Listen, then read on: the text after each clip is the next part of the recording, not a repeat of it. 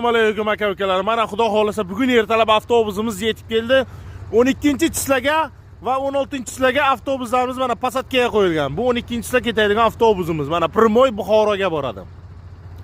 Moskva Toshkent, Moskva Buxoro, Moskva Samarqand, Moskva Qashqadaryo yo'nalishlari bo'yicha mana qor yog'yapti. Moskvada qor aka-ukalar mana.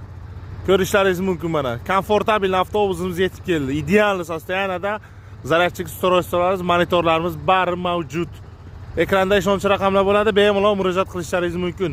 12-chislar jo'nab ketadigan avtobusimiz mana. Cobalt-larimiz ham bor, xudo xolasa 12-chislar yo'lga chiqadi.